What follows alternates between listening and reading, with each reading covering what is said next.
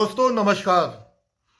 आज से कुछ समय पहले कांग्रेस के वरिष्ठ नेता और वायनाड के सांसद राहुल गांधी की चाइनीज डेलीगेशन के साथ एक पिक्चर आई थी और उस पिक्चर के आने के बाद भारत के मीडिया तंत्र में और संपूर्ण देश में जैसे हाहाकार मच गया था और राहुल गांधी को चारों ओर से कटघरे में खड़ा किया जाने लगा और उन पर यह आरोप लगाए जाने लगे कि राहुल गांधी चीन के हाथों बिके हुए हैं, भारत की खुफिया जानकारी चीन को प्रदान कर रहे हैं और भारत की जो संप्रभुता है उसको नुकसान पहुंचा रहे हैं।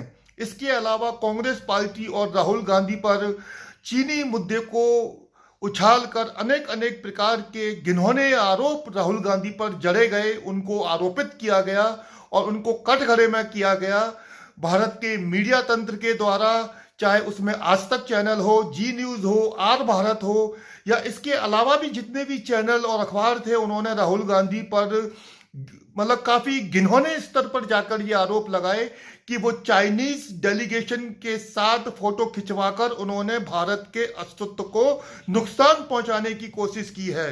ये उस समय की बात है जब भारत और चाइना का गलवान घाटी में युद्ध चल रहा था, दोनों तरफ के सैनिक मारे जा रहे थे और अचानक से उस वक्त राहुल गांधी की चीनी डेलीगेशन के साथ एक पिक्चर सामने आ जाती है और उस पिक्चर के आने के बाद देश में एक बड़ा राजनीतिक और पर्सनल भूकंप जैसे आ जाता है और सत्ता और मीडिया जैसे राहुल गांधी पर एक इस तरह टूट पड़ता है जैसे कि कोई भूखा भेड़िया एक अपनी भूख मिटाने के लिए किसी मरे हुए जीव पर या किसी कमजोर जीव पर हमला करते हैं। उस तरह से उस समय काल में राहुल गांधी को धर दबोचा गया। सवाल उठता है कि मैं आज डॉन भारत टीवी का जर्नलिस्ट विष्णु अग्रवाल ये बात क्यों कर रहा हूं। दोस्तों विषय ये है कि अभी हाल ही में चीनी डेलीगेशन ने आरएसएस जो बीजेपी का जड़ है, जो बीजेपी का फादर है, या कह सकते हैं कि आज भारत की सत्ता का प्रमुख केंद्र है, आरएसएस के नागपुर हेडक्वार्टर में अभी हाल ही में चीनी डेलीगेशन ने विजिट किया है।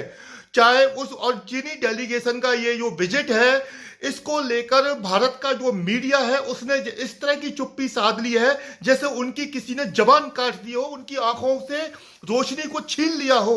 पूरा देश, पूरा मीडिया इस बात को पूरी तरह से इस खबर को दबा गया है कि चीनी डेलीगेशन ने आरएसएस के हेडक्वार्टर पर जाकर वहां के स्वयंसेवी संस्था के जो मेंबर हैं, जो वहां के कार्यकर्ता हैं, जो वहां के नेता हैं, उनसे मुलाकात की है, फोटो सेशन किया है और इसके अलावा कई विषयों पर गंभीर चर्चा की है।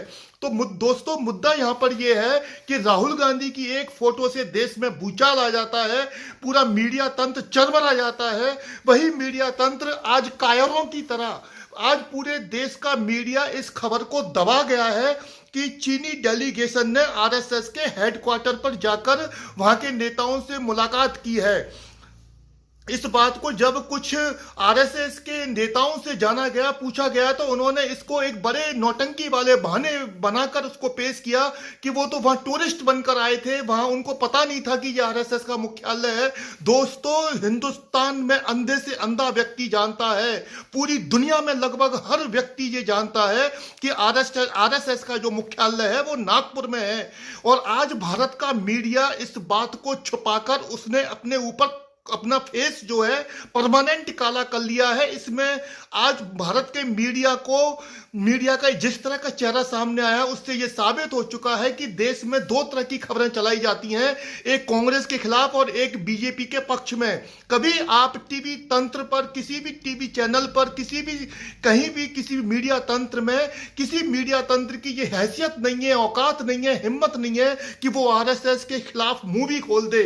दोस्तों मैं बताना चाहता हूं आपको, ये वही मोहन भागवत हैं जो आरएसएस के हेड है, आरएसएस के मालिक हैं। और ये मोहन भागवत की जो भूमिका है, मोहन भागवत साहब बहुत सम्मानीय व्यक्ति हैं, बहुत ही धार्मिक और बहुत ही बड़े आध्यात्मिक व्यक्ति हैं और एक बहुत बड़े आरएसएस जो पूरी दुनिया में जिसका नाम है, उसका इंट्रोडक्शन देने की कोई आवश्यकता नहीं है। और ये सबसे बड़ा आरएसएस का इंट्रोडक्शन है कि वो बीजेपी के फादर हैं, वो बीजेपी के पिता हैं। बीजेपी की हिम्मत नहीं है जो आरएसएस के खिलाफ जाके कोई कार्य करे। तो मैं ये कहना चाहता हूं, ये वही मोहन भागवत साहब हैं। ये वही मोहन भागवत साहब हैं। जब गलवान घाटी में युद्ध हो रहा था तो इन्होंने जो वर्तमान में जो मोदी सरकार है, प्रधानमंत्री नरेंद्र मोदी साहब हैं, अमित शाह गृह मंत्री हैं, उनसे कहकर चाइना के सामानों की बिक्री पर भारत में प्रतिबंध लग गया था। भारत में प्रतिबंध लग गया था क्योंकि गलवान घाटी में युद्ध चल रहा था और राहुल गांधी को एक फोटो के कारण अपमान आरोपित किया जा चुका था।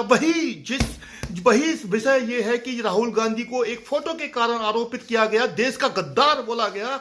वही चीनी डेलीगेशन आज आरएसएस के मुख्यालय होकर आता है और भारत का जो मीडिया तंत्र है वो रहस्यमयी चुप्पी ओढ़ लेता है। हो सकता है उनको अपना खतरा हो, क्योंकि नरेंद्र मोदी सरकार के खिलाफ, आरएसएस के खिलाफ मुंह खोलने का मतलब है कि आपके अंदर जिगरा होना जरूरी है, आपकी पत्रकारिता में सच्चाई होना जरूरी है, आपकी आंखों में शर्म होना जरूरी है। आप अपने आप को धोखा देते हैं अगर अपने पत्रकारिता के अपने विषय को धोखा देते हैं, अगर आप सच बोलने से कतराते हैं। मैं इस बात को दावे के साथ कहता हूं कि ये एक ऐसा सब्जेक्ट है जो भारत के मीडिया को कटघरे में खड़ा करता है। उन्होंने कैसे चुप्पी साध ली कि चाइना डेलीगेशन नागपुर मुख्यालय गया आरएसएस की और भारत के मीडिया ने इस खबर को छुपा दिया।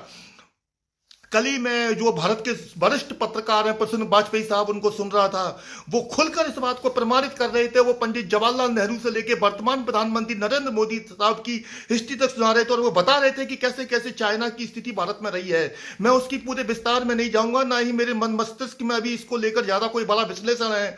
मेरा मुद्दा सिर्फ ये है कि चाइना का डेलीगेशन जो है वो आरएसएस मुख्यालय जाता है, वहां के नेताओं से मिलते हैं, वहां के कार्यकर्ताओं के साथ फोटो सेशन होता है, कई विषयों पर गंभीर चर्चा होती है और भारत का मीडिया चुप्पी साध लेता है। मोदी सरकार सकते में है, ये खबर बाहर आ चुकी है दोस्तों। मोदी सरकार को ना उगलते बन रहा है, ना निगलते बन रहा है, ना बोले जा रहा है, ना खाया जा रहा है कि ये खबर बाहर कैसे आ गई, लीक कैसे हो गई, गलती किससे हुई, आरएसएस से हुई, बीजेपी से हुई, मीडिया से हुई, किससे हुई, ये खबर बाहर कैसे आ गई।